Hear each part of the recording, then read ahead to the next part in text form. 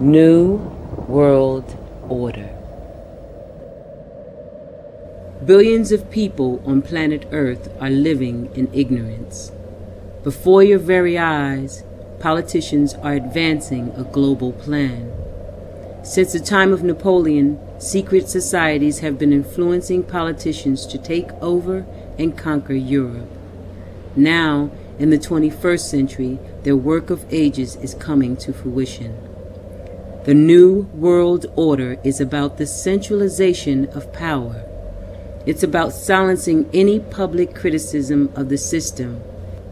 It's about commercializing and selling everything as a product. It's about letting China torture students and still allowing them to host the Olympics. It's about closing down government-owned schools and hospitals, turning them into apartments, and then letting private companies make profits from teaching your children or selling you drugs. The secret societies and political organizations running the New World Order use various symbols and numbers. Once you learn their secret language, you too will have the all-seeing eye.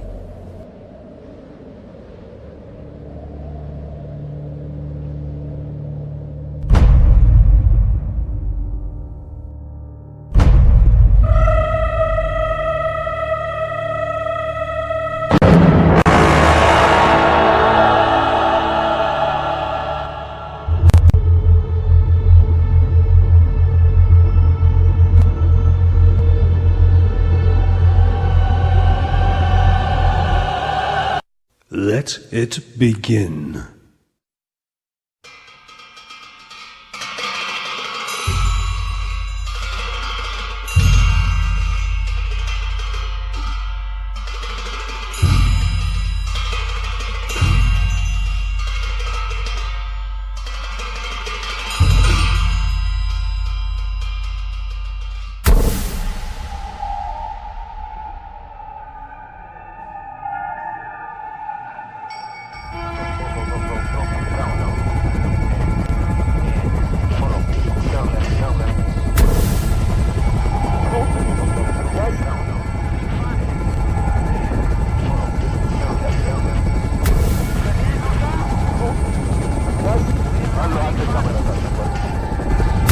More than 6,000 monasteries and places of worship are said to have been looted, desecrated and destroyed in what the Chinese call the peaceful liberation of Tibet.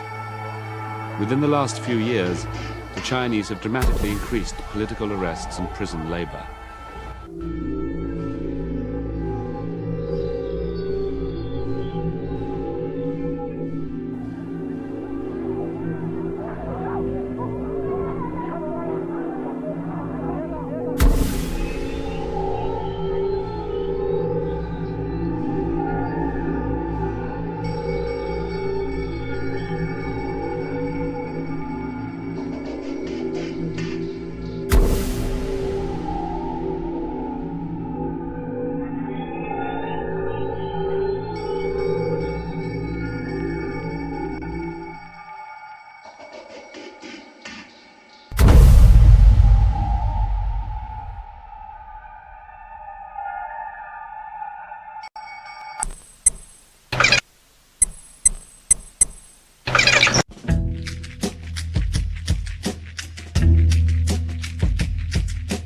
So shall we proceed once again this night? There's something happening here. What it is ain't exactly clear. There's a man with a gun over there telling me I got to beware. I think it's time we stop. Children, what's that sound? Everybody look what's going down.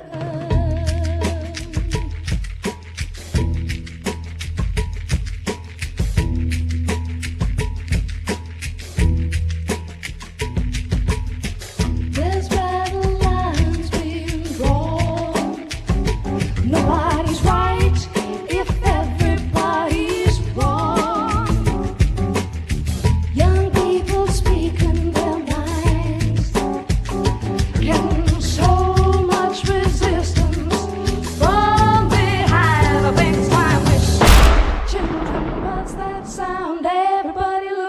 going down.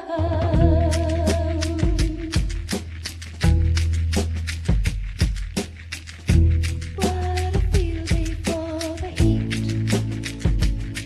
1,000 people in the streets singing songs, carrying signs.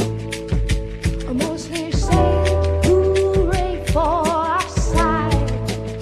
I think it's time we stop. Children, what's that sound? Everybody look what's going down. Yeah.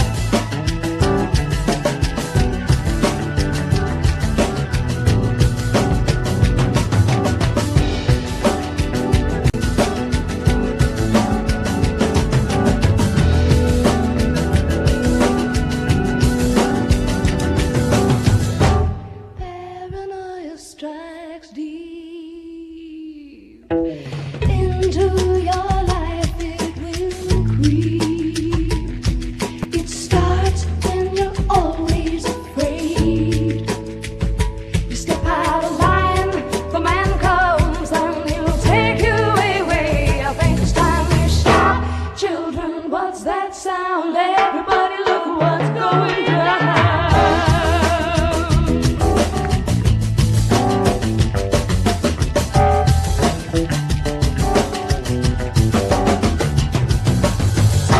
Children, what's that sound? Everybody look what's going down. Stop. Children, what's that sound? Everybody look what's going down. You gotta stop. Children, what's that sound? Everybody look what's going down. Stop. Children, what's that sound? You gotta stop. Children. Stop. Children, what's that sound? Kuwait is liberated. Iraq's army is defeated. Our military objectives are met. I am pleased to announce that at midnight tonight, Eastern Standard Time, exactly 100 hours since ground operations commenced and 6 weeks since the start of Operation Desert Storm, all United States and coalition forces will suspend offensive combat operations.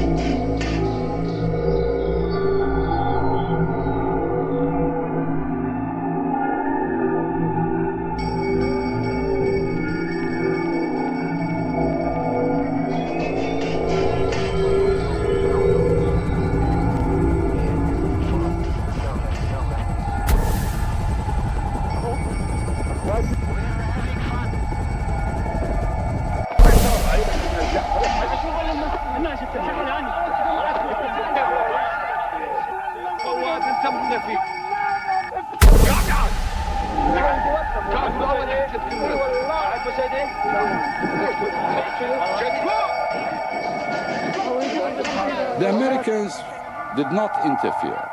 Therefore, it took us only a few days to recover from the surprise, to reorganize our troops, reorganize our resources, and impose peace and order and the southern governors. It took us 2 weeks to do that.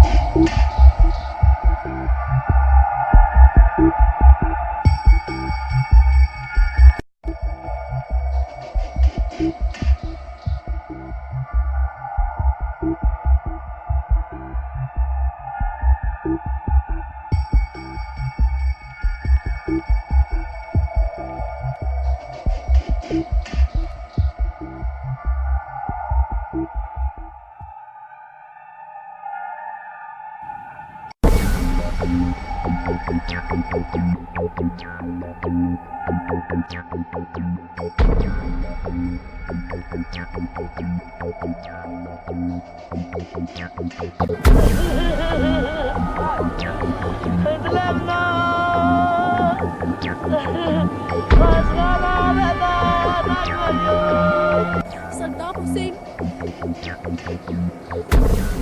Bombing, bomber, helicopters destroyed us. I don't know.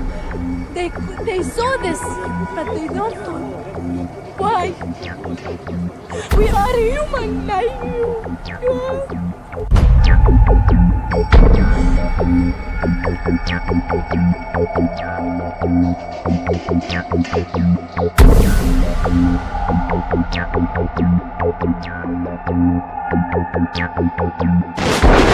What is at stake is more than one small country. It is a big idea, a new world order.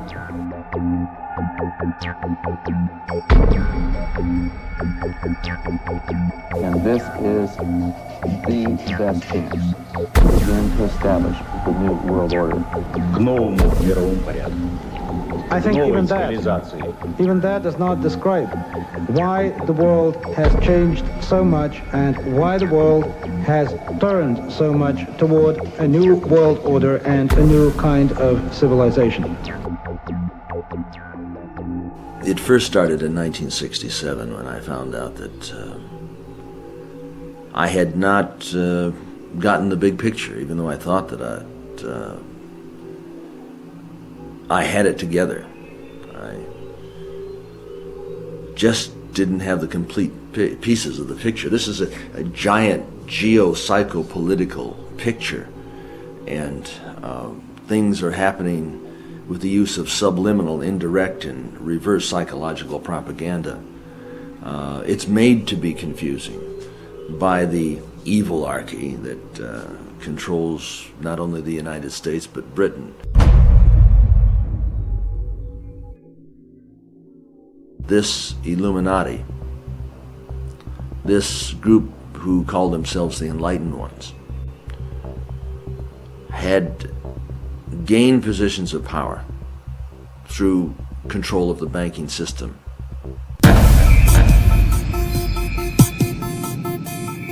Let's do it. Let's do it.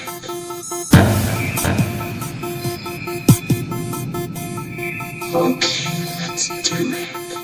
Let's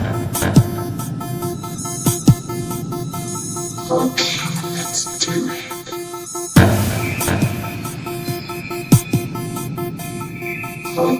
Let's do it.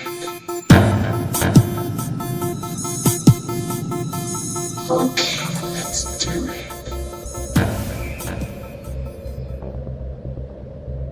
On the back of the dollar bill, you see the symbol on the left-hand side of the bill, which is annuit coeptus, which means our enterprise is now a success, or our enterprise is crowned with success. Annuit coeptus. So you say, fine, so you have an enterprise and it's now crowned with success. What enterprise are you talking about? Novas ordo seclorum. Novas is novus, meaning new. Ordo is order, and seclorum is where we get the word secular, meaning the world. So it's new order of the world, the new world order. George Bush's new world order is now a success.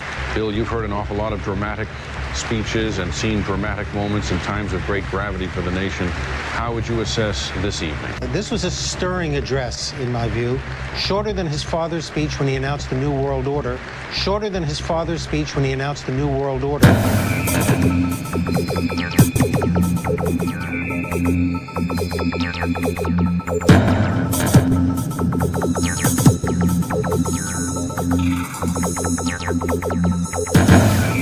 1934 is when the Federal Reserve actually finally took total control of the United States monetary system, and that's when they said it is now a success, because this is a symbol, this is an emblem of a secret society of Freemasons called the Illuminati, the German Bavarian Illuminati.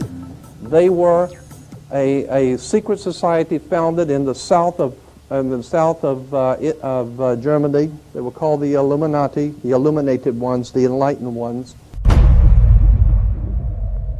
Nuit coeptis, novus ordo seclorum, and that was in 1774 that the Bavarian Illuminati drew up their plans for what they were going to do in America and how they were going to do it. The triangle at the top with the light emanating from around it is Horus, the god of the ancient Egyptians. Of course, this is an Egyptian pyramid. You don't find pyramids in America, you find them in Egypt. And that pyramid is the symbol of the eye, was in the Egyptian religion Horus, which was the newborn sun. Every morning when the sun came up, his name was Horus. There was, that was the solar divinity in Egypt. Horus was God's son, the light of the world, who is risen. He is our risen Savior, our risen. And so Horus was referred to as God's son, and that's why the light is emanating from around, because it's the sun. The sun is a round eyeball of God. The ancient Egyptians believed the pupil of God was the sun, and he's watching you, and therefore the sun was very bright. And so today we even say someone who is extremely intelligent is brilliant. They're bright, and that's why God is, of course, the most brilliant of all. Therefore the sun is the most brilliant, because it's God's eye. All right, anyway, there are 13 layers on the pyramid. And the 1776 at the bottom is 1776. A lot of people think it's because of the country being founded in 1776. It has nothing to do with that. As I said, this is on a document published back in 1774, 75, and then in 1776 the Roman numerals appeared on it in Europe. So what it amounted to is that the 1776 was when this secret society actually formed itself into a secret society and put itself into operation. They were the basis for what we call today in our country the Bavarian Illuminati was the basis for what we call today the Colombian faction. The Colombian faction of the Illuminati came here right after this government was formed, and that's where we get today this Columbia Space Shuttle, Columbia Movies, Columbia Television, Columbia Records, everything, Columbia University. As a matter of fact, Columbia TV, Columbia Broadcasting System, CBS. What is the symbol for CBS? It's the all-seeing eye. And that's why our government is in the District of Columbia, because these guys own our government. They print our money, and they own not only the government, but they own you. You are their property. So, in other words, these guys print the money, they run the country, and they own you, and they own everything around it. And so they make the laws, and that's why they can decide who can kill who, and who can get away with who, and who can get away with whatever, because they make the laws and they decide. All right. As I said to you before, there are 13 layers in this pyramid. There are 13 letters in Nuit coeptis, but 13 is a very important number to this secret society. There are 13 stripes. There are 13 stars here, which make up the Star of David. The 13 berries, there are 13 leaves, 13 arrows. There are 32 feathers here and 33 feathers there. Everything is done in sequence of 13. 13, of course, is based on, this is what we call Masonic symbolism. Freemasons designed this dollar bill. Everything is done in sequence of 13, and again, I draw your attention to the fact that you have 13 stars here, which collectively make up the Star of David. There's a reason why. On the $1 bill at the top, you'll see this little image right here. But if you blow it up from an actual photograph, you'll see it is it's a little owl. It's a symbol of the Bohemian Society. The Bohemian Society meets in California on the last 2 weeks of July of every year. I have pictures showing all of the presidents, all of the living presidents, excluding the new one, but all of the living presidents at Bohemian Grove in Northern California, and they're all wearing red and black Ku Klux Klan dress type of regalia, like the Ku Klux Klanners, with the pointed headdress and everything. And I mean, that's quite a sight to see presidents dressed like Ku Klux Klan members, right? And they're standing in front of a big open pit of fire, and behind them is about a 20 to 25 foot owl behind them. And the article in Elm magazine and Time magazine, I've got 2 or 3 different magazines showing basically the same pictures. It says that the presidents meet with all of the heads of industry throughout the world, all of the heads of state throughout the world, and all of the most important wheeler dealers in this country, and they all meet up in Northern California, and they have rituals where they go before the owl after midnight. And then what a picture you got, with all the presidents dressed up like Ku Klux Klanners with black and red robes on before an owl. And these are your presidents of this country. And the reason why they chose the owl is because the owl is a symbol used in Europe by secret societies, because the owl is wise, because it sees things in the dark. And the implication is, of course, that's why they're where they are, because they're very brilliant and they know things that you don't know.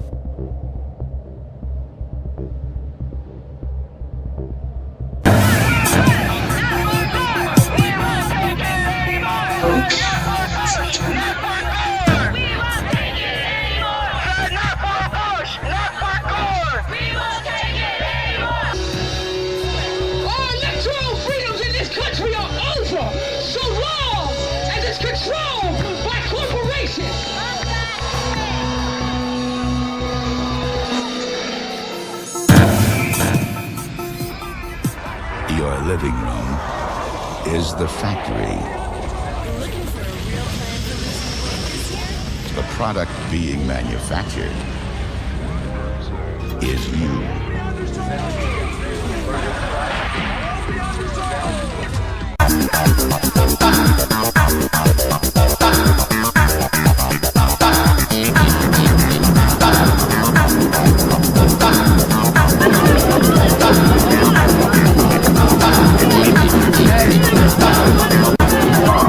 That's it! The oil is the answer!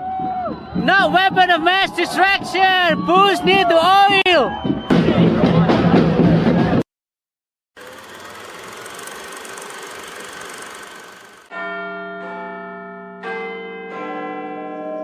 Studying shadows like an indoor cat until dusk, when the sky walks me home.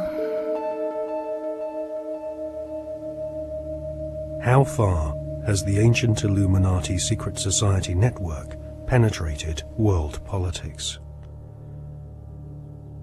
If you read the many books published about conspiracies, then you will learn that many leading authors have alleged that British Prime Minister Tony Blair is a high-ranking Freemason.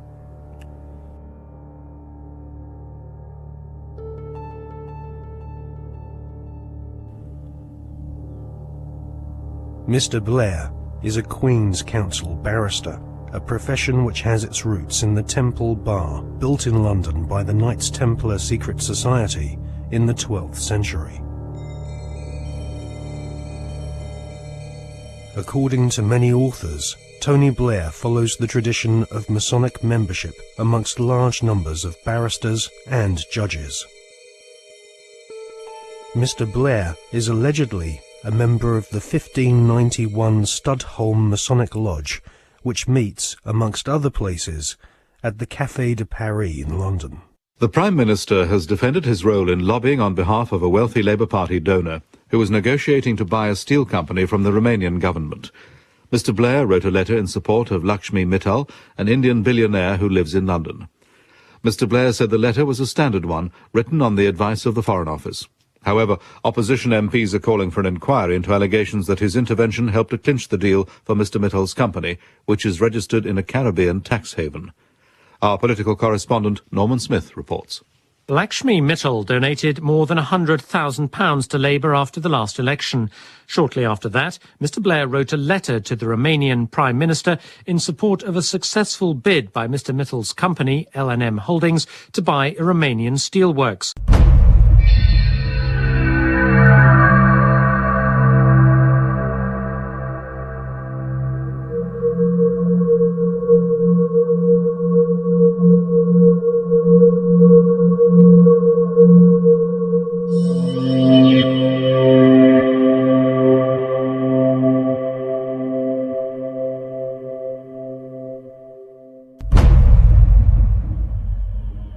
A retired solicitor once described barristers like Tony Blair as highly paid professional liars. So it is unlikely that Tony Blair will ever come clean about his membership of a secret society. However, one thing we can be sure about. The Masonic establishment at the heart of British society does not like being probed or investigated when it comes to matters of Masonic membership.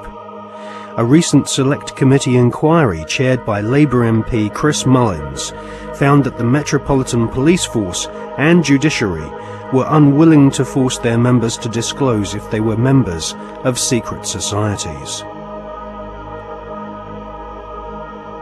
In a series of embarrassing revelations in the 1970s and 1980s, the British author Martin Short established that the Scotland Yard Vice Squad and senior CID officers were all Masons and taking bribes from pornographers in London's Soho.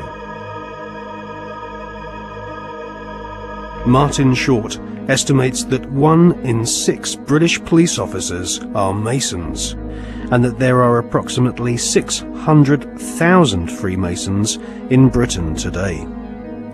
Many Freemasons occupy highly paid jobs at local borough councils across Britain, which often have Masonic temples inside council buildings, maintained at the taxpayer's expense.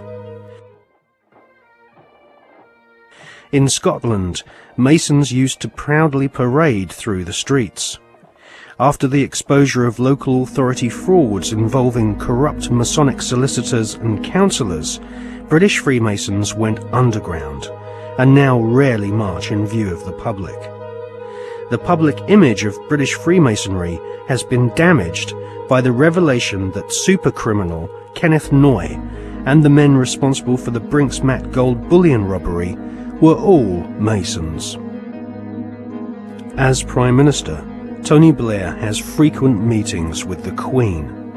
She herself is Grand Patroness of International World Freemasonry, which has its Grand Lodge of England headquarters near Drury Lane in London.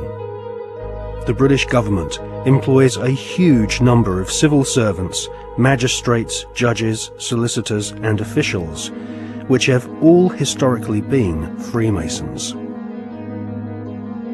The deceased author of The Brotherhood, Stephen Knight, says that penetration of Freemasonry into the British establishment goes way beyond policemen and parish councils. Knight says that the Palace of Westminster, home to the British Parliament, is used as a meeting place for at least 2 Masonic lodges. One of these lodges is called the New Welcome Masonic Lodge, which regularly hosts blood-curdling rituals and ceremonies inside the Palace of Westminster. Members of Parliament from all political parties gather together, wearing white gloves, sashes, lambskin aprons, and wielding ceremonial daggers, swearing bloodthirsty oaths of allegiance to each other. Just where this leaves British democracy is anyone's guess, but the fact that these secret ceremonies take place in a building paid for by the British taxpayer leaves one wondering if Freemasons do not see themselves as superior to the average British citizen. Many researchers claim British Prime Minister Tony Blair is a high-ranking 33rd degree Freemason. This is the highest rank of Mason, and this elite cabal of British Freemasonry has its own headquarters at number 10 Duke Street, which some claim is connected to number 10 Downing Street via a secret underground tunnel. Inside the Duke Street headquarters of the Supreme Council of the 33rd degree, there is a red room, a black room, and a chamber of death which Masons use for macabre rituals based on ancient Jewish mysticism and Enochian magic. Once initiated into the 33rd degree, Masons are told they are superior beings, and the human population are referred to as being profane goyim, which means cattle. If Tony Blair is indeed a 33rd degree Freemason, then he is following in the footsteps of previous Prime Ministers who have all been members of either Freemasonry, the Knights Templar, or the Round Table, which was started by Sir Cecil Rhodes following his economic conquest of Zimbabwe during the 19th century. Winston Churchill was also a 33rd degree Freemason, initiated into the Studholme Lodge at the headquarters of the 33rd degree in May 1901. Winston Churchill was also a member of the Order of Druids, who often meet at Stonehenge during the spring equinox, whilst members of the British public are forcibly restrained from this ancient megalithic site by thousands of police officers. The ancient Druid rituals at Stonehenge can be considered harmless when compared to the murderous, satanically inspired ceremonies of Freemasonry. Most Freemasons do not progress beyond the first 3 degrees, or exams of initiation. These are often called the blue degrees. In fact, many Masons do not even realize that beyond the 3rd degree of Master Mason, that there are higher degrees. The higher degrees of Freemasonry are almost exclusively populated by men of aristocratic lineage, or ex-officers of the armed forces. In all, at any one time, there are no more than a few dozen men who reach the 33rd degree.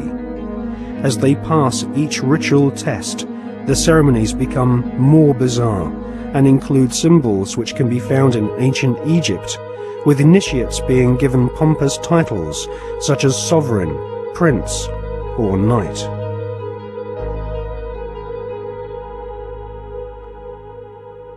When we see Tony Blair meeting with George Bush Jr., we are actually seeing 2 knights of secret orders.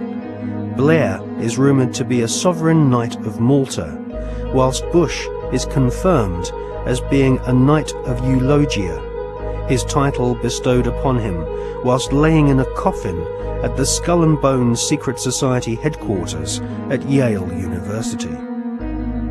Blair and Bush claim to have democracy and freedom as their #1 priorities, but both have sworn blood-curdling oaths of allegiance to ancient Babylonian, Egyptian, and Jewish demon gods. Both have sworn on pain of death not to reveal the secrets of their Masonic orders. Both have been initiated into the age-old Illuminati global network, which is obsessed with death and murder. I mean, are we being ruled by politicians who consult with Baphomets and demons? Yes, we are. The way the world is structured is like a compartmentalized pyramid, and it's pyramids within pyramids, like Russian dolls, one doll inside a bigger doll inside a bigger doll. So you'll have a compartmentalized pyramid that is the British government, for instance, where the people at the bottom don't know what the top is really going towards, what the agenda really is. Just as in in a bank, you've got a bank, and the people at the bottom of the bank who take the checks over the counter, they don't know what's going on above them, and they don't know what's going on above them. And eventually, in all these pyramids, you have a tiny little number of people at the top that are actually the only people that know how the whole game fits together. Everyone else is just playing their part in ignorance. And so what the Illuminati do is they make sure that only their people, or those that are not a problem to them, will reach those levels of power in which decisions have to be made to push this agenda forward. When people say sometimes, well, you see these people everywhere, you see these one and these one other. No, hold on a second. No, they're at these high positions of power. Therefore, because of this process of filtering them out, if you're not one of us, mate, you ain't going to get sponsored by the right people to get these positions of power. And if you slip through the net, there's going to be a scandal, or there's going to be something we're going to bring up that's going to bring you down because you're not one of our guys. And so therefore, the ratio of people who are into these dark satanic rituals, etc., to positions of real power in the world are very, very high compared with the general population, where it's nothing like as high, of course. And so the question answers itself, in my experience, when people say, do you think the Prime Minister of Britain's involved? And my reply is he the Prime Minister of Britain? Yeah, well, he's involved, particularly Britain, because the reason, you see, that you cannot put a cigarette paper between the British Prime Minister ever and the President of the United States, whether Democrat or Republican, is because both are answering to exactly the same masters. And Blair and Bush, who are gophers, I mean, the real power you don't see. They're just, they're on public display, they're still at gopher level. They are far more terrified of those in the shadows dictating to them than they are of public reaction to them. Because the most that public reaction can do is kick them out. It's not the most that the people in the shadows can do. And I was talking years indeed before Blair came to power, that Blair was a chosen one and that he would be brought through. And one of his tasks would be to take Britain into the euro, among many other things. And this is why Bush and Blair speak from the same song sheet, because the same people are handing out the song sheets. So yes, absolutely is involved. And so are the British royal family in horrendous rituals that go on at places like Balmoral. And if what really goes on comes out, and it will, people like Bush and Blair and the British royal family will have to reincarnate many times to complete the sentence.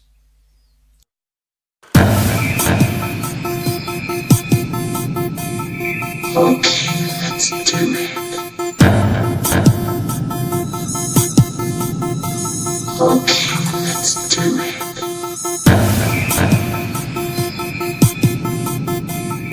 Let's do it.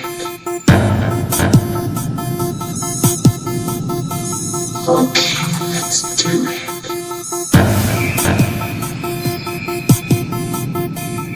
Let's do it.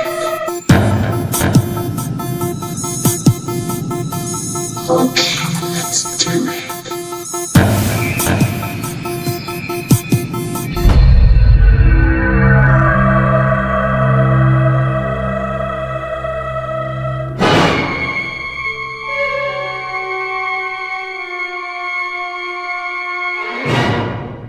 I was an FBI agent for 27 and a half years. At the time of my retirement, I was the senior special agent in charge of the FBI Los Angeles Division. I have been qualified in the courts as an expert on cults and satanic ritual abuse. I have information from various sources that judges, law enforcement, prosecutors, attorneys, doctors, and many prominent individuals, including actors, actresses, professional football and baseball players, are involved in these type activities.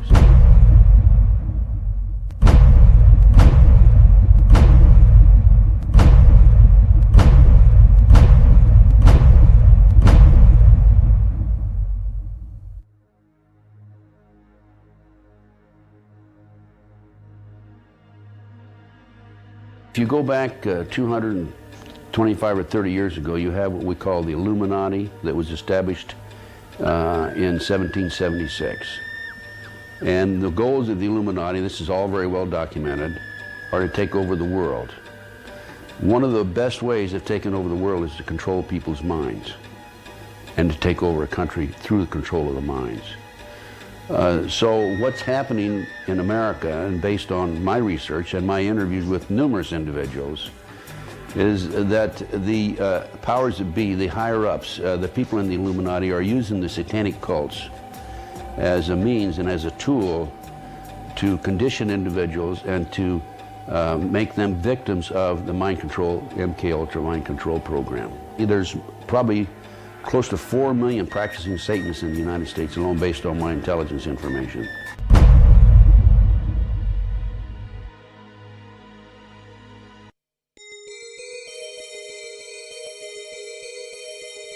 If the many authors on the subject of the occult are correct, and Tony Blair has been initiated into the 33rd degree, then his pseudo-Christian morals will be compromised by the fact that devil worshippers and high-ranking Freemasons have walked through the corridors of power hand in hand for centuries.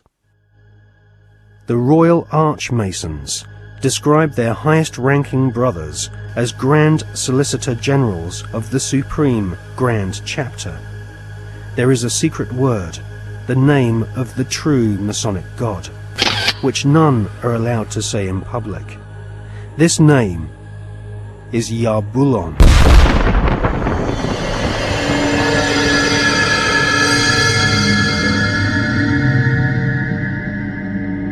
The Masonic God is not the same God of the Bible, which the Masons call Adonai. Yarbulon has been described by Christian minister Canon Brian Brindley as an unholy compound of the Hebrew name of God, Jehovah, with the heathen names for Baal and Osiris. The highest ranks of Freemasonry utter Yarbulon as the one sacred and mysterious name of God. Yarbulon is a tripantheon Masonic god, in part deified as the historical Baal, which the Oxford English Dictionary confirms as being a Hebrew word. Baal is the chief male deity of the Phoenician and Canaanite nations. To the tribes of the Old Testament, Baal was the devil himself.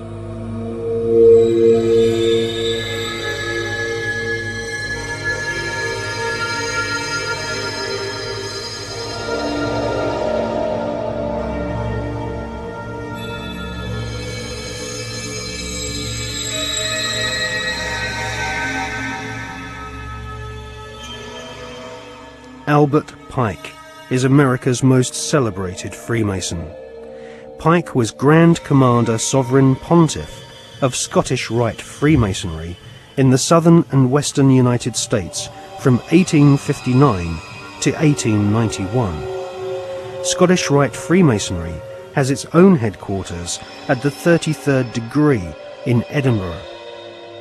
The United Grand Lodge of England has tried to deny that the true god of Masonry is Yarbulon, or has anything to do with the devil. But Albert Pike describes Yarbulon as a symbol of the infinite and eternal Godhead, a mongrel word whose name has been for 2,000 years an appellation of the devil.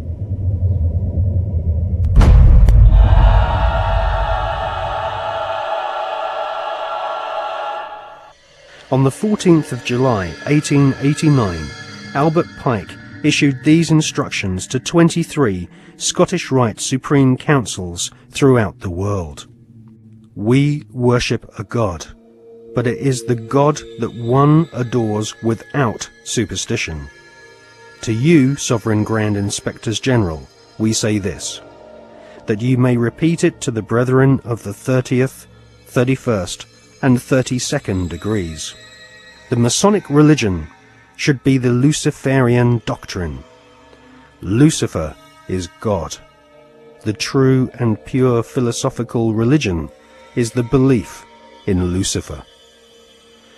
So, Yarbulon is really an alternative name for the devil. The last syllable, on, is a code name for the ancient Egyptian god Osiris, who was the god of the dead. There can be no doubt that the Scottish Rite form of Freemasonry in America and Britain is controlled by high-ranking 33rd degree Masons who worship Satan or Lucifer as their god.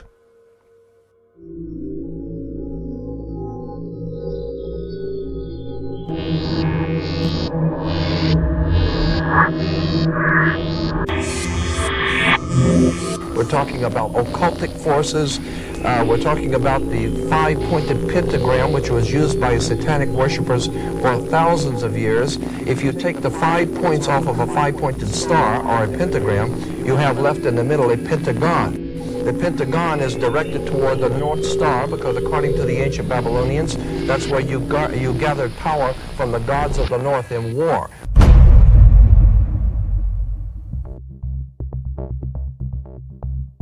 We cannot allow our sons and daughters to be sent to die in a bankster's war. For oil, for heroin, for cocaine, for gold, or for control. Sun Tzu, the great strategist of war, said that all confrontations are won before the battle begins. There has never been a battle that has been won defensively. But we must prepare by becoming self-sufficient. We must prepare to do that which has not been done before. Once identifying the enemy, they have to be routed out.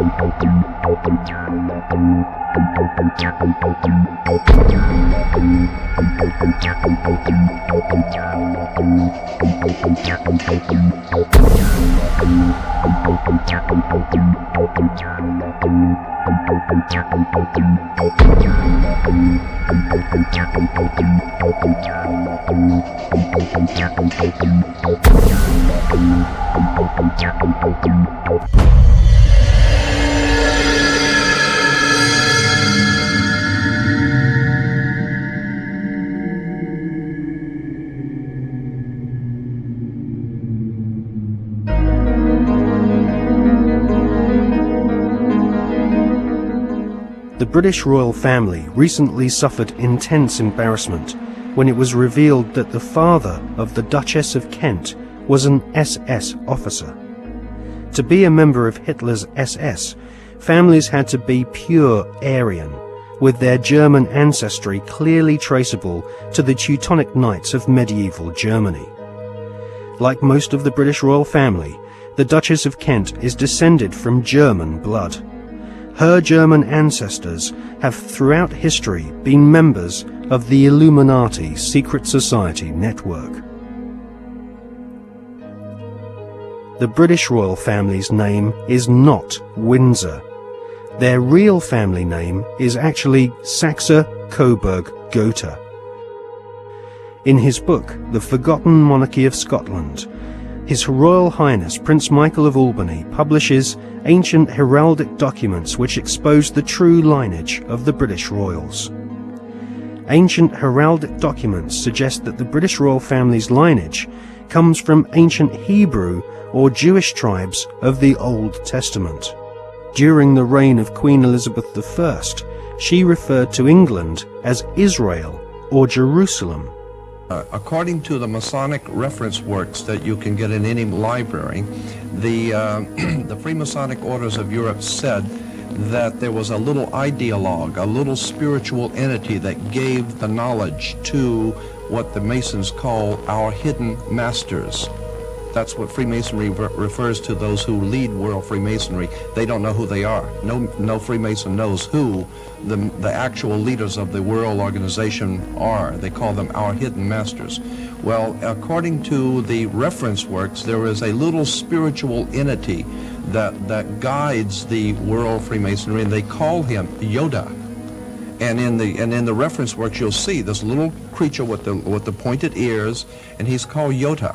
Yota goes back to Judah, or Judah, which goes back into British Israel World Freemasonry, going back to the time of the founding of England, and that's why they're today called British. The British, it's a very big difference between being English and British. Brit is Hebrew for contract or a covenant, and Ish means man in Hebrew.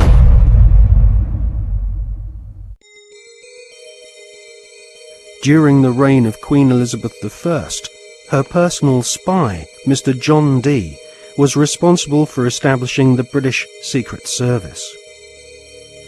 John Dee was a magician and member of an alchemical secret order. He is thought to be the author of the ancient Voynich manuscript, which is now owned by Yale University, and is kept under lock and key just a few yards away from the headquarters of the Skull and Bones Secret Society.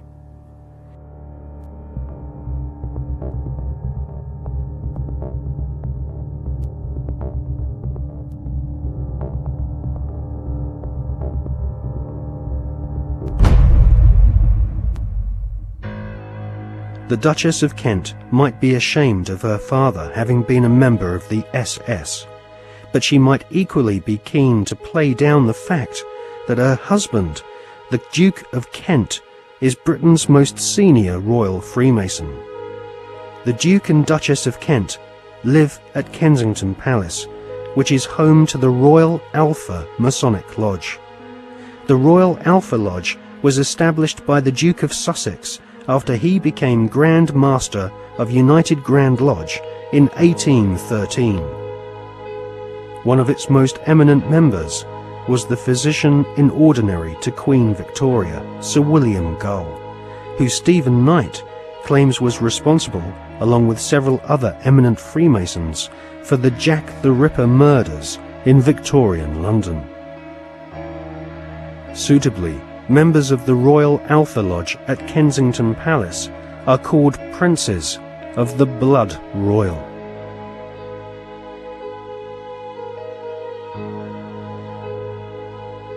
Secret societies across the planet proudly claim to have geniuses such as Mozart and kings amongst their membership. But none of these secret societies allow their members to speak of the rituals which go on behind closed doors in palaces and government buildings around the world. The satanic rituals of Freemasonry have been practiced by several kings of England, but all those questioned sweep Freemasonry's darkest satanic secrets under a very plush carpet.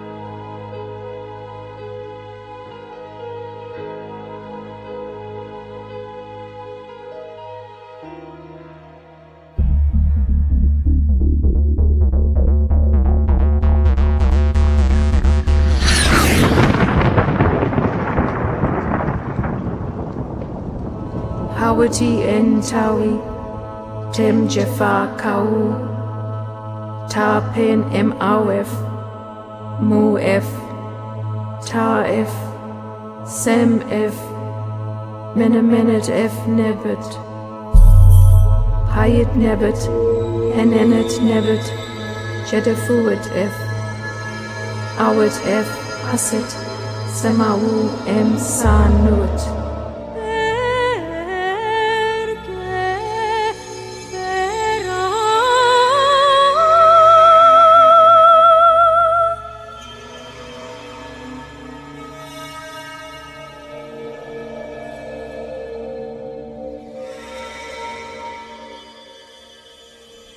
One of the most influential secret societies spawned by the Bavarian Illuminati is the Order of the Golden Dawn.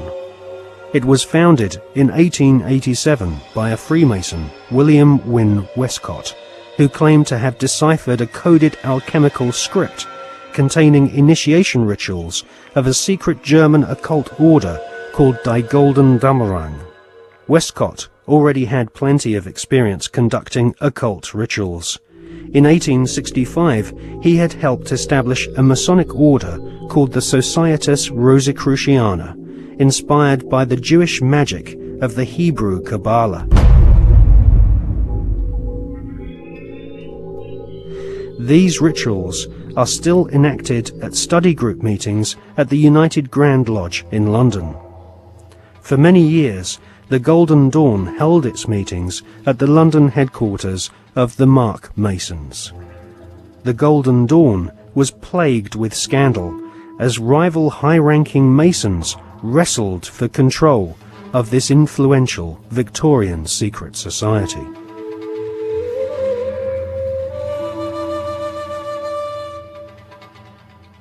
In 1891, Westcott lost control of the Golden Dawn to another high-ranking Freemason magician called MacGregor Mathers. Together with the poet W.B. Yeats, they devised new magical rituals and initiated the senior members of Britain's aristocracy.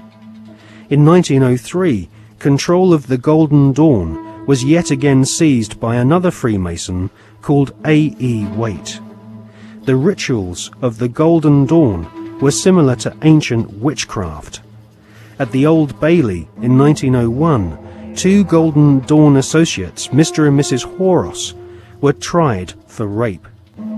They had used the Golden Dawn initiation ceremony to beguile their teenage victims. The Golden Dawn was nothing more than Freemasonry with added semi-satanic and sexual mysteries. The Golden Dawn still survives to this day. In 1987, a conference was held in London to commemorate the centenary of the Golden Dawn's conception.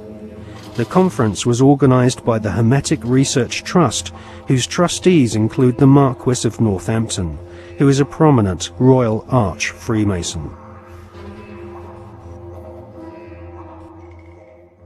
Satanists do not take part in certain rituals with certain sounds in certain places and certain colours and certain, verbal statements. They don't do it because, oh, that'd be nice, let's say that, and then shall we have a bit of red, or what do you think? No. It's done because everything in this reality is vibration. Consciousness in this reality is vibration. Everything is a vibrational field.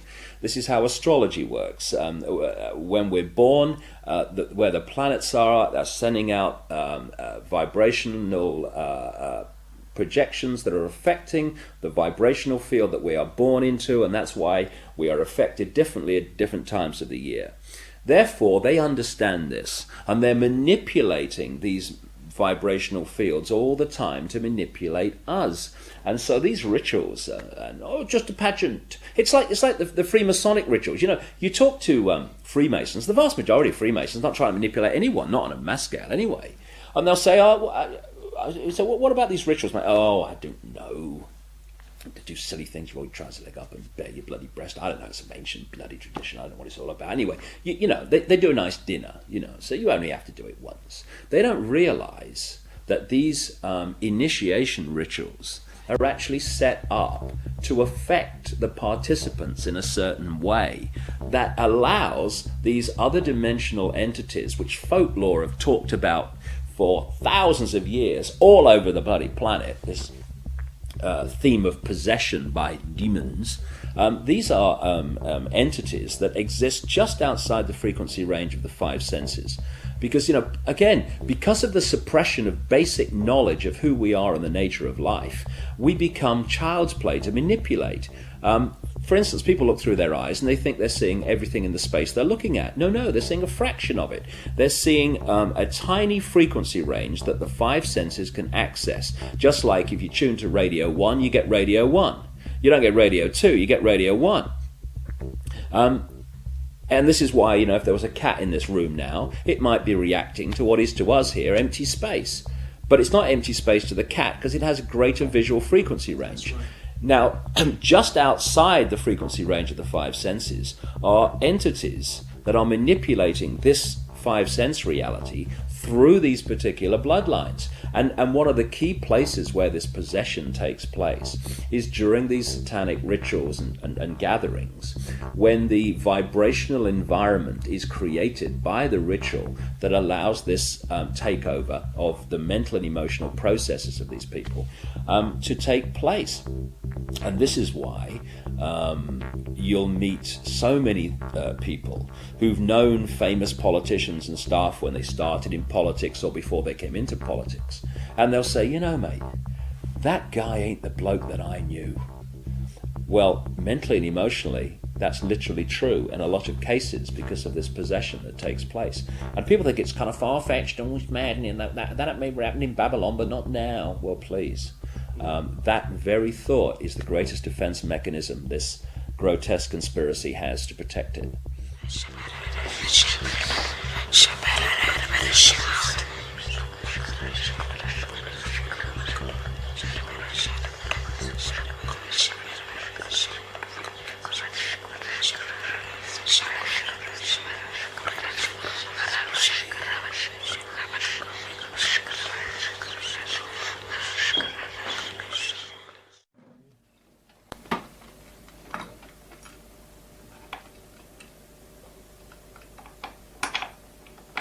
Ecco, vedi? Questo è agganciato qui, no? Tanto si aggancia di là, quindi è aperto dentro, no? Poi io leggo le mani qui, leggo i piedi qui al... Si può vedere questi?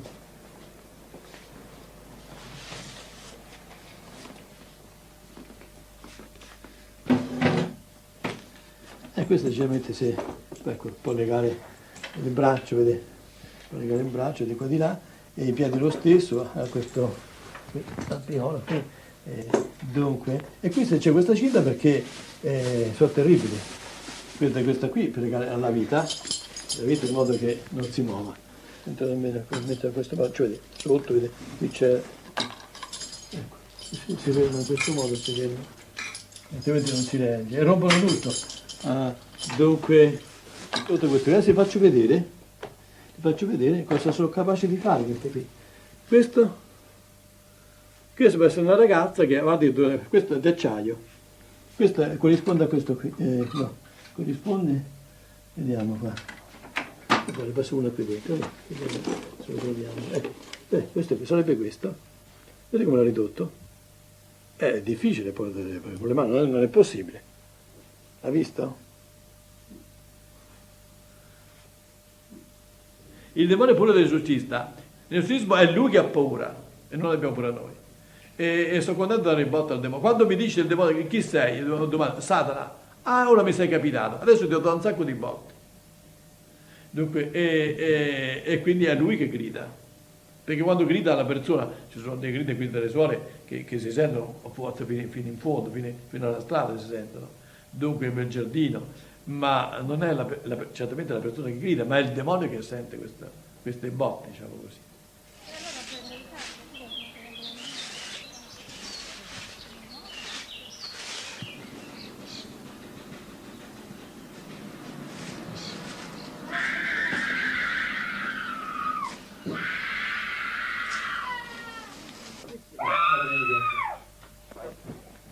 Martina and her parents have been coming to see Padre Alfredo regularly for the past 6 months. The family has turned to the exorcist in an attempt to solve problems which have troubled their daughter since she was 8 years old.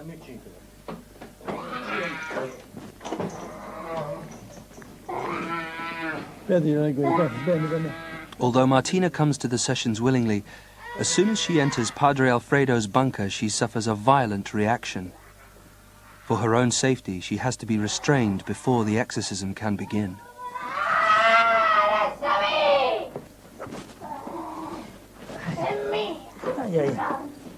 Oh, tu l'inferno, vai!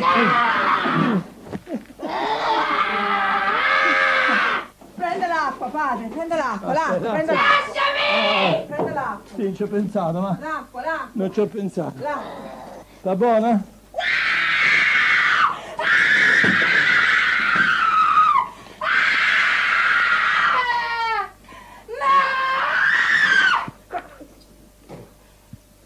buona, forza. Ci avevo pensato. Mamma. The exorcism consists of a ritual first formulated in 1614 and updated by the Vatican 2 years ago. Nel nome del Padre, del Figlio e dello Spirito Santo. Signore Gesù Cristo, figlio di Padre eterno Padre, Dio universo, il grande tuo nome, santo Dio, che sei il santo, che sei il nome. Posso vedere la Spirito Maria? È di Cristo, è di Cristo, è di Cristo. Ecco l'acqua del Spirito Santo. E dove Gesù viene una forza particolare. Dunque ho notato questo, a volte il demonio, siccome l'esorcismo sono come fosse uno bastonate, picchia il demonio, no? Mette l'acqua santa per la mano, mi brucia, mi sono accorto di questo. Il demonio è furbo e cerca di parlare per riposarsi. Avete visto mai i pugili? Quando si danno i pugni, a un certo punto si abbracciano, si riposano, respirano un attimo. Il demonio fa la stessa tattica, dunque parla e io invece non bisogna dargli retta, continuare l'esorcismo, in modo che non c'è tregua, sono botte.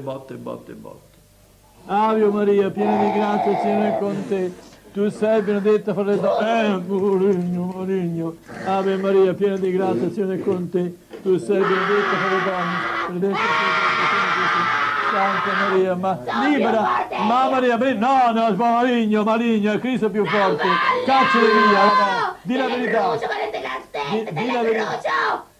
la verità a questa signora. Esiste o non esisti tu? Il demonio esiste o non esiste? Esiste il demonio! Come fai a dimostrarlo? Come fai a dimostrare che esiste? Le guerre, tutto! Ma questo... Io esisto! E chi non ci crede bene? Ma questo...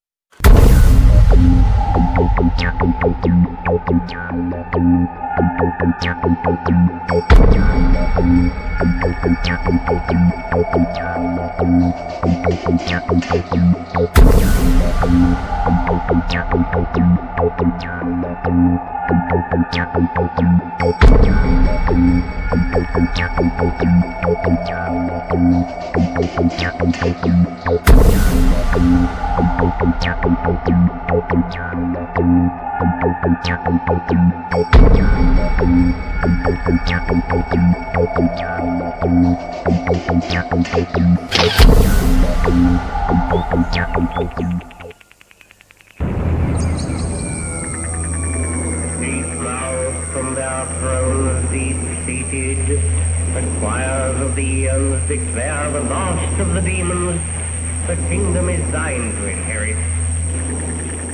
What I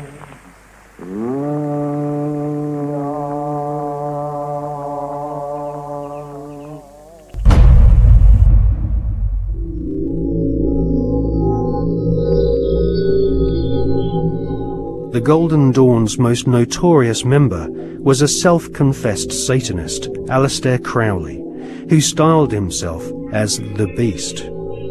Crowley was one of the pantheon of cult figures portrayed on the cover of the Beatles record, Sgt. Pepper's Lonely Hearts Club Band. Crowley had already been trying to contact the devil in 1898 when he first made contact with the Order of the Golden Dawn. By 1900, Crowley was mingling with the elite of British society, sharing his knowledge of devil worship with leading Masonic politicians, aristocrats, and royalty. Crowley was a full-time occultist and had no day job in which he had to hide his fascination with Freemasonry and Satanism. In his book, Confessions, Crowley claims he was initiated into Freemasonry at the Anglo-Saxon Lodge in Paris. He also recounts how he became master of one of London's oldest and most respected lodges, the Studholme Lodge, which is now rumoured to have Tony Blair as one of its members. Crowley shared Albert Pike's enthusiasm for the devil. In his book entitled Magic, Crowley writes, "The devil is this serpent, Satan. He is life and love. He is light, and his zodiacal image is Capricornus, the leaping goat, the Godhead."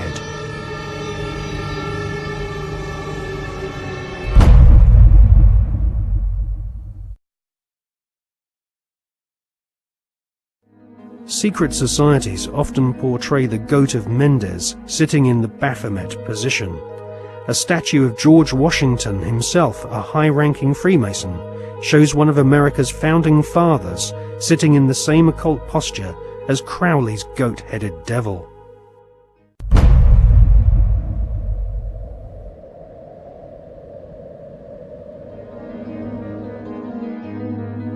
In 1912, Crowley became the British leader of the Ordo Templi Orientis, the OTO, which was a direct descendant to the original Bavarian Illuminati.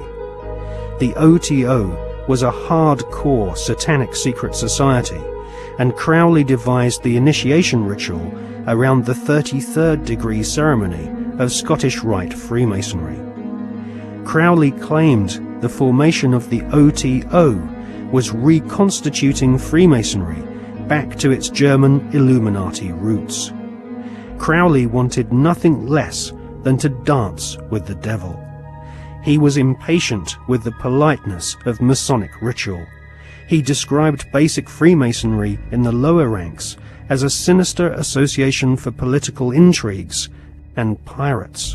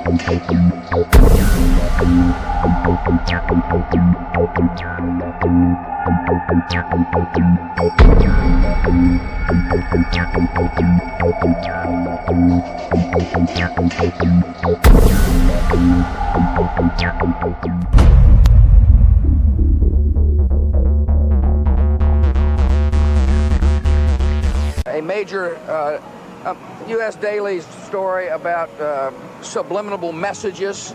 I don't think we need to be subliminal.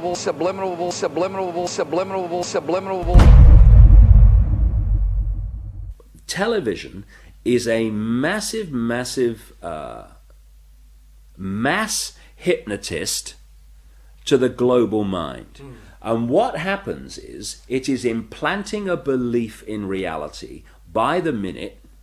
And then once we take on that belief implanted, when information enters the eyes, we edit it on the basis of that belief. And so what the global population is subjected to, suffering from, is actually literally mass hypnosis. And when we talk about people who kind of start to see things and see the manipulation they couldn't see before, what do we say about them? What do they say about themselves? They say, I woke up. Exactly what they've done. When people start to go, hey, I can see it now, it's like someone has gone along, like the hypnotist, and clicked their fingers, and it's like, oh, I can see it now. Mass hypnosis. And that is the greatest hypnotist on the planet, and that's the basis of why it was created. A 49-year-old unidentified man went berserk last night. Where does she get her view of the world? Shotgun. 14 people are dead, including 3 Who will be her children, role 4 others models? suffered. Never been a better time to buy. What values will she have? Whose child is she? Yours or the network's?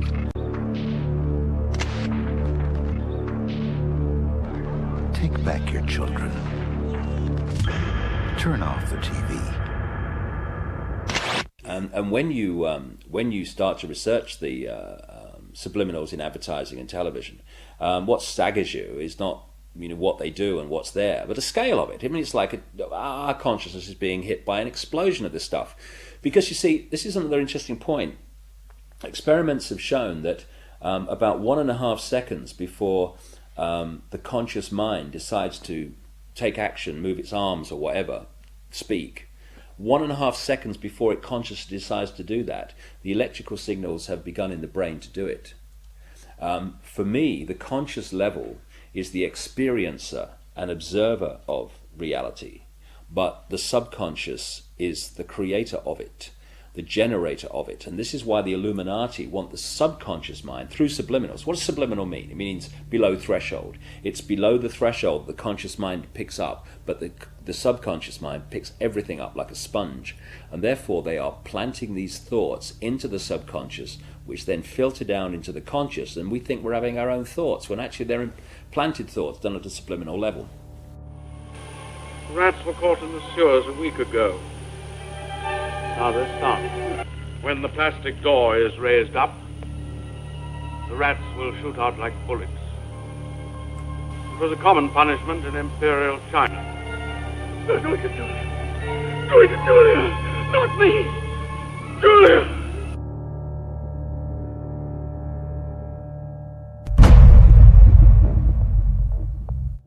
And of course this is being used, this subliminal manipulation, in politics. I mean, of course we had that incident during the Bush-Gore farce of an election, when an anti-Gore political broadcast for Bush, they put a subliminal in of rats while they were talking, but they left it up too long, and you only had to play the tape back slowly, a little slowly, and up come rats as some anti-Gore statement was being made.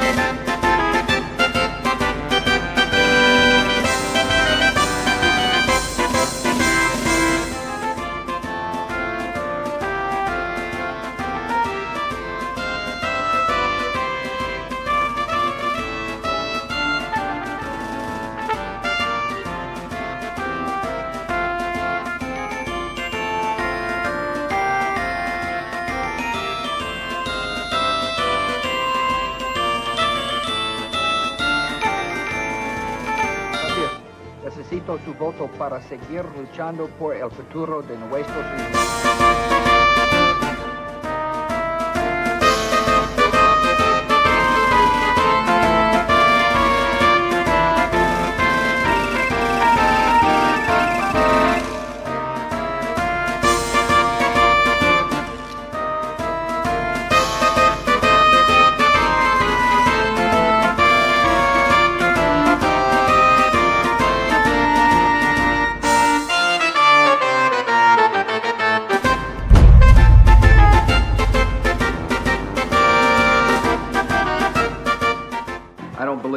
don't believe that some of these states that they've called, like Florida, I just don't believe that. I don't believe we've got enough evidence to be able to call the state. We're doing better than we thought, and but I feel fine.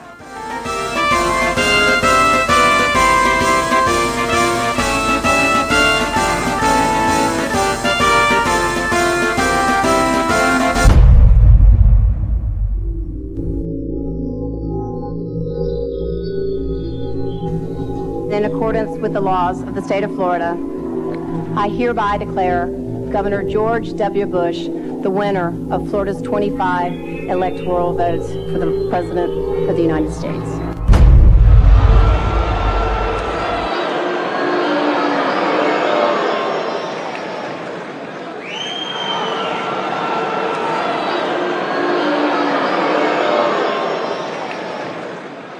Now that the votes are counted, it is time for the votes to count.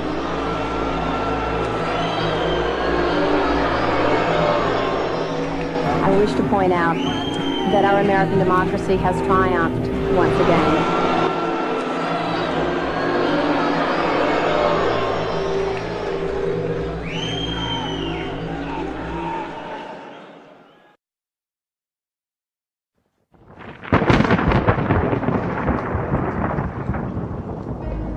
The Skull and Bones Secret Society was originally called the Brotherhood of Death. George Bush Jr., his father George H.W. Bush, and his grandfather Prescott Bush have all been initiated into this macabre fraternity, which was established in 1832 at Yale University by William Huntington Russell, whose family were America's biggest opium smugglers. George W. Bush was initiated into the Skull and Bones Brotherhood of Death in 1968. The ceremony took place at the Society's headquarters, which is a stone building with almost no windows. This mausoleum-type building is known as the Tomb. There is a small enclosed courtyard, an internal chamber where initiates lay masturbating inside a coffin, and a museum of artifacts held sacred by the Society's members, which are all called Bonesmen, regardless if they are male or female. Many of the artifacts inside the Skull and Bones headquarters have been stolen by its members. To prove their devotion to the Brotherhood of Death, Bonesmen have robbed graves, bringing human skulls and skeletons back to their tomb and placing them in glass display cabinets. For nearly 40 years, George W. Bush has been an active member of this most bloodthirsty occult secret society. His allegiance is primarily to his fellow Bonesmen, not the American people.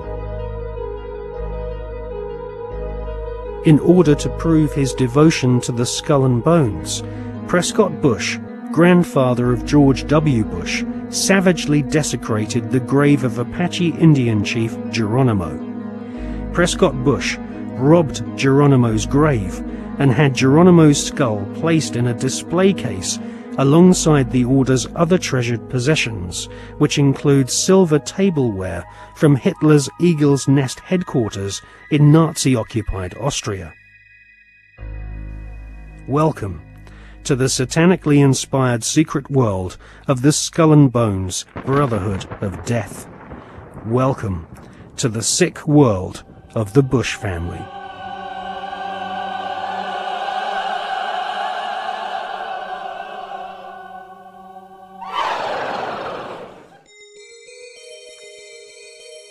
The Skull and Bones headquarters is on the campus of Yale University. Yale is home to several other lesser secret societies, including the Scroll and Key. Alexandra Robbins is an American journalist who has written a book about the Skull and Bones called Secrets of the Tomb. In her book, she traces the origins of this cult, which was funded from profits of the Russell Company in the early 1800s. The Russell Trading Company was nothing more than an opium trading empire, which, still to this day, is the corporate arm of the Skull and Bones Secret Society. William Huntington Russell had travelled in Germany during his student years and was befriended by a disciple of Adam Weishaupt's Bavarian Illuminati.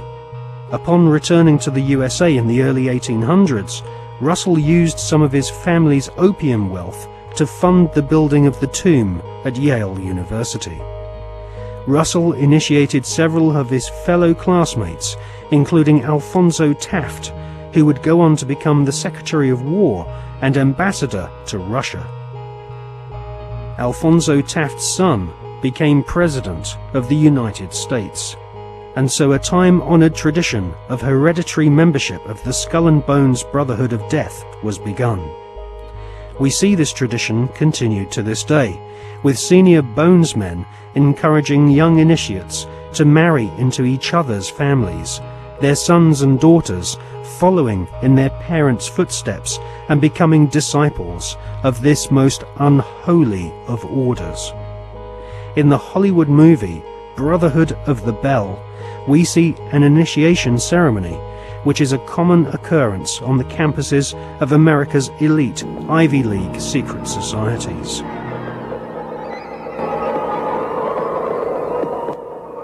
Mr. Patterson, Philip Everest Dunning, Mr. Chad Harmon, Mr. Dunning. Mr. Dunning, the Articles and Letters of the Brotherhood.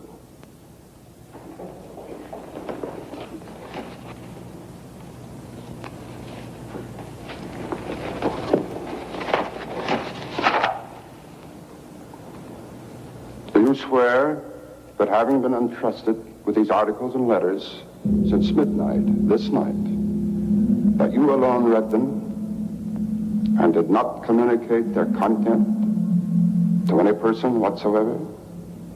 I so swear. Having so sworn, are you now prepared to go forward? I am prepared.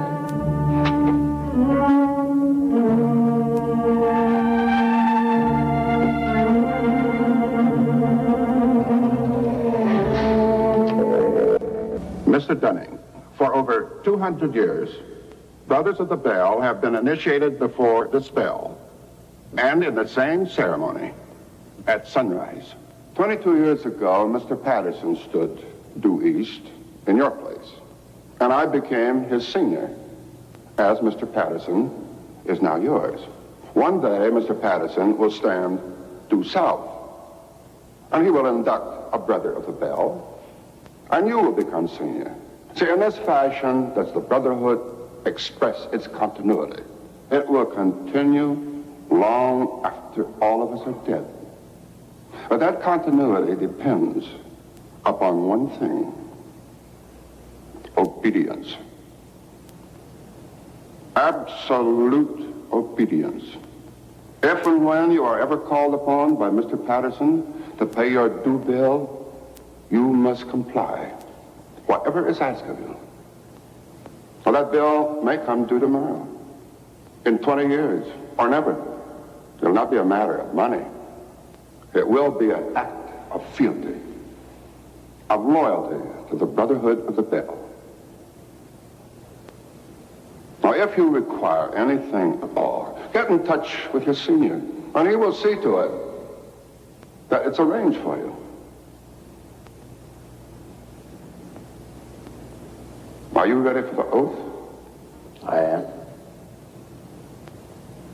The oath, gentlemen. I, Chad Dunning, do swear in absolute faith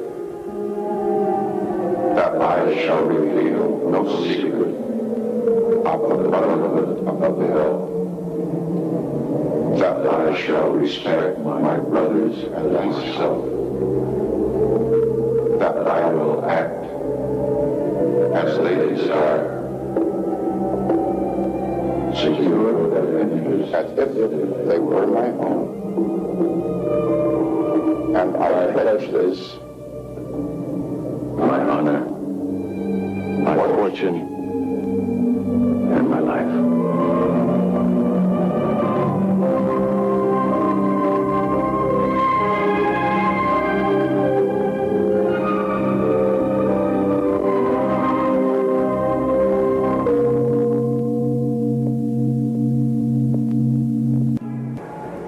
still find it incredible that I could get anything I want. Anything a man could get with money, privilege, and the best connections. You know, it just occurred to me that we're part of the establishment now. Not part. The establishment.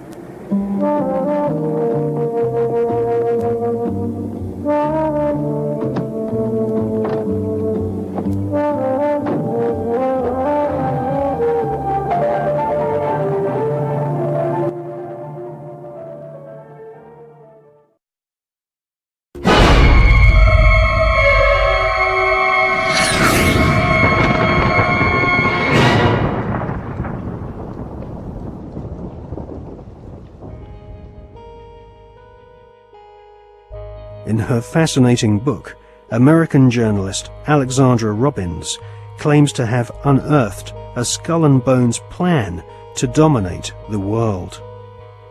One can't help recognizing the fact that in the 170 years since the formation of the Skull and Bones Society, it has members in the most influential jobs all over the world.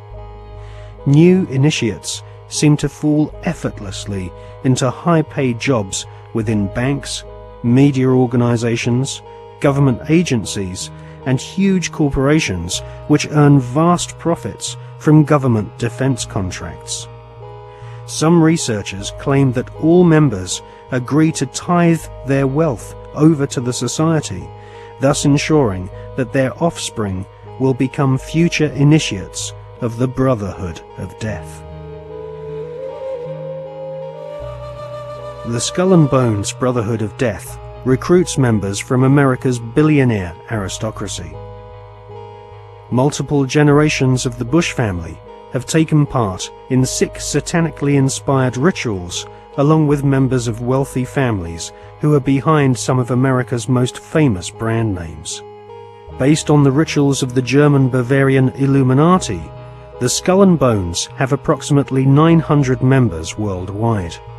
George W. Bush has initiated 5 fellow Bonesmen to join his administration, including William Donaldson, who is head of the American Securities and Exchange Commission. Upon initiation into the Skull and Bones, candidates are told that they must forever deny their membership. The psychological mind programming and brainwashing which goes on inside the tomb can only be guessed at, as no Bonesman has ever broken the fraternity's rule of silence. Fellow students at Yale have often said that on the night of ceremonies, blood-curdling yells and shrieks can be heard from inside the tomb. Some say the initiates are forced to wrestle in mud and are even beaten. This technique has been used by the CIA and EST brainwashing organizations who seek to wear down the subject mentally and physically using a program of punishment and verbal abuse. Once the will of the candidate has been broken, and they have divulged all their sexual secrets to the elder Bonesmen, they stand naked and are reborn in a mockery of a Christian baptism, with elder Bonesmen dressed as the Pope and the devil conducting the ritual. Ron Rosenbaum is a journalist who writes for the New York Observer.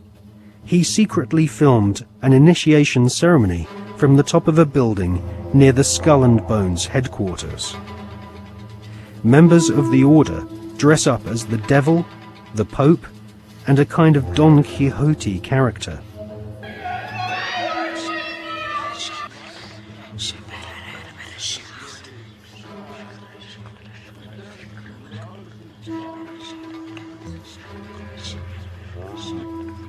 The Pope wears a white monogrammed slipper which rests upon a stone skull.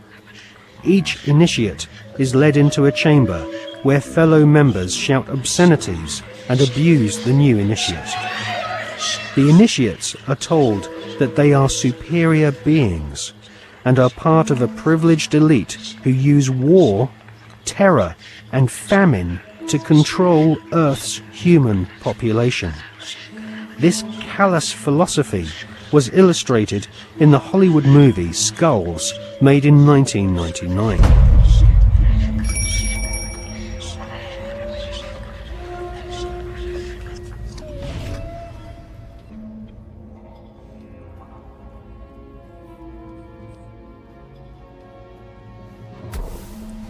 Over the years, there have been several break-ins at the tomb, which is the headquarters of the Skull and Bones at Yale University.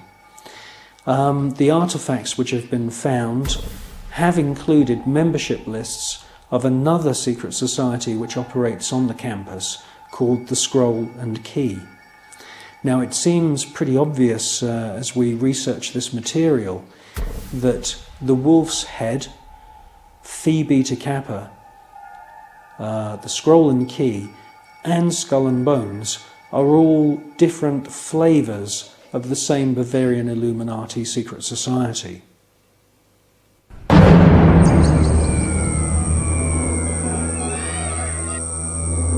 One by one, each new member is thrust to his knees and bows before the devil. A naked woman is ceremoniously assaulted with a dagger. The devil lays each initiate into a coffin, and a ribbon is tied to their genitalia. Everyone is encouraged to divulge their entire sexual life history whilst masturbating. With all their innermost secrets known to the other Bonesmen, the new initiates are threatened with blackmail if they ever reveal the secrets of this Masonic order. At this point, they are dressed in long robes and rechristened with their occult names. The Don Quixote character taps each member on the shoulder with a silver sword and proclaims, "By our order, I dub thee Knight of Eulogia."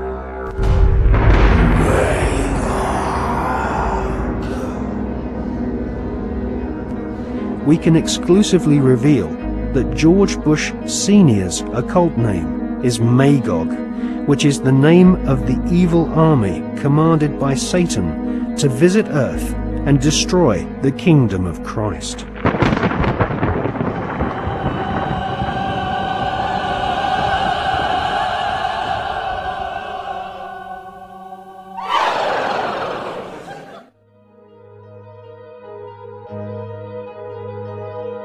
The American Ivy League colleges each have their own branches of the Skull and Bones Brotherhood of Death, indoctrinating the children of America's elite families who go on to become the captains of industry, banking, law, military, and the media. The epicenter of this elite cabal is Yale University. The last 3 presidents attended Yale, as did the terrorist expert Paul Bremer III, who governs Iraq for the Bush-Cheney Skull and Bones elite. Members of the Anglo-American Illuminati network also share the same philosophy. They believe in a single, all-powerful superstate, which is governed by a single world leader. If the Illuminati were successful, and their dream would come true, it would be a virtual hell on earth. That is what the New World Order is all about. It's a living hell. It's Orwell's worst dream and nightmare.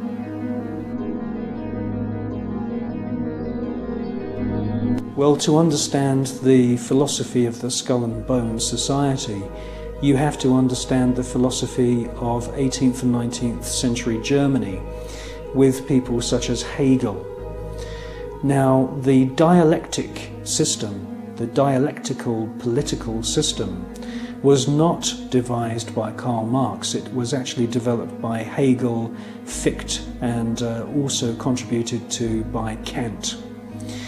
These German philosophers believed that you could create change in society by conflict. And this could be, for example, political conflict, the conflict between left and right.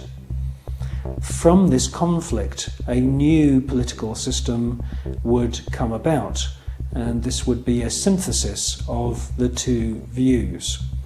Now, that sounds pretty innocent, but in actual fact, the dialectical system is used in military combat as well. And Hegel's plan, which is being actually carried out right now, is to create conflict, to create wars. And through the creation of wars, several things happen. First of all, the companies which manufacture the missiles, the guns, the bullets, the uniforms, and all of the paraphernalia to do with warfare all make huge profits. Secondly, there is a culling of the male population. Since the 1950s, we've had several reports from think tanks that feed information into the European Union, the British government, and also the American government, which are recommending depopulation. And there is several plans which we believe have been put in motion right now. And obviously war is one way of depopulating the planet. Now, in addition to creating false conflict and engineered wars, the Hegelian philosophical system, which is being followed by the Skull and Bone Society at Yale and also the group at All Souls College at Oxford University, the Hegelian system also requires complete and utter obedience from everyone in society. The idea of freedom, freedom of thought, freedom of the individual to choose what they want to do with their lives doesn't come into play at all under this German Hegelian system. In actual fact, Hegel says that the individual should be 100% obedient to the state, and the state should take on the image of God. Now, in the Hegelian system, the state is all-powerful, so we should ask ourselves, what is the state? Well, the state is the elite. The state is the royal, aristocratic hierarchy who are able to maneuver and live their lives in any way that they choose because they are super wealthy. Now, let's just talk about super wealth and super wealthy people. I can tell you now, after meeting quite a few of them, that they are very, very different to you or me. When I'm talking about super wealth, I am not talking about Puff Daddy who has allegedly 3 Bentleys. I'm talking about super wealth, family wealth, which was in the millions back in the 19th century. Now, when we look at this hierarchy of aristocrats and royal families around the world, we can see that they are the state. They are the people that the robots, I call them robots, the civil servants who run the machinery of the state. It is the civil servants who swear allegiance to this elite. When you join the British Civil Service, you do not swear an oath to serve the British people. You swear an oath to serve the monarch. It's the same when you become a spy. When you join MI5 or MI6 or any of the other DI or MI agencies, and there's many of them run by the British government, you are swearing allegiance to serve the reigning monarch, not the British people.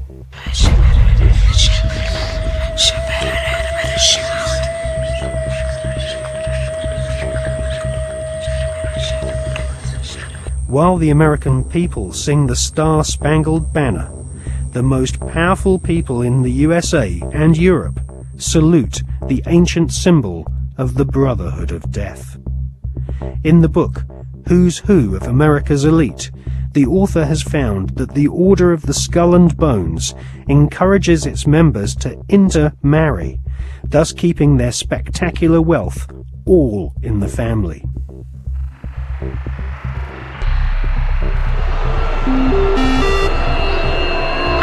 Good evening. Today, our fellow citizens, our way of life, our very freedom came under attack. America was targeted for attack because we're the brightest beacon for evil and the very worst of human nature. I've directed the full resources of our intelligence and law enforcement communities to find those who want peace and security in the world and to bring them to justice. We will make no distinction between the terrorists who committed these acts and the victims of the American economy. Our military is evil and it's prepared. Our country is evil, deliberate and deadly evil. All that is evil, comforted by evil, and no one will keep that evil from shining. And on behalf of the American power greater than any of us, I thank the many world leaders who have called to offer their financial institutions and assistance. America and our terrorist friends and allies join with all those who want despicable chaos and terrible evil. And we stand together to win the war against all that is good and just. None of us will ever find those responsible. Thank you. Good night. And God. Alive! It's alive! Now they will know why they are afraid of the dark. Now they will learn why they fear the night. There is nothing wrong with your television set. Do not attempt to adjust the picture. We are controlling transmission. I want counterculture. I want anti-establishment. This is mass madness, you maniacs! Quiet, numbskulls, I'm broadcasting. I believe America is ready for a new beginning. The new Prime Minister of India is, no.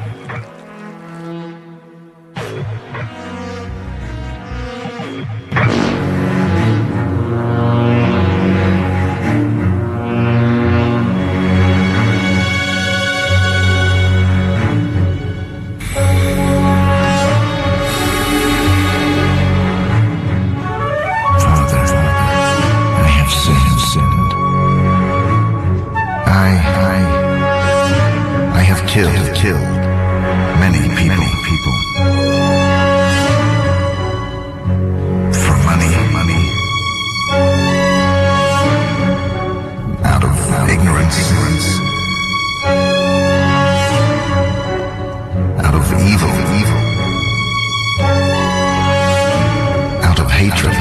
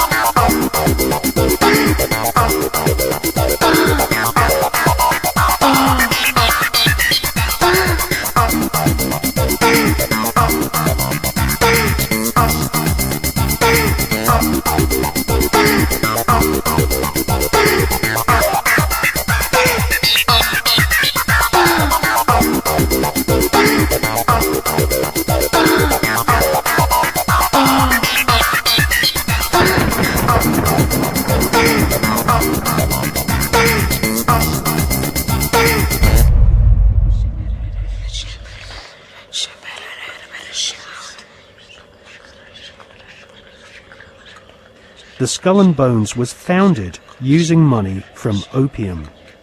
Retired Colonel Bo Gritz is a 33rd degree Freemason who interviewed Viet Cong soldiers after the Vietnam War, who told him that George Bush Sr.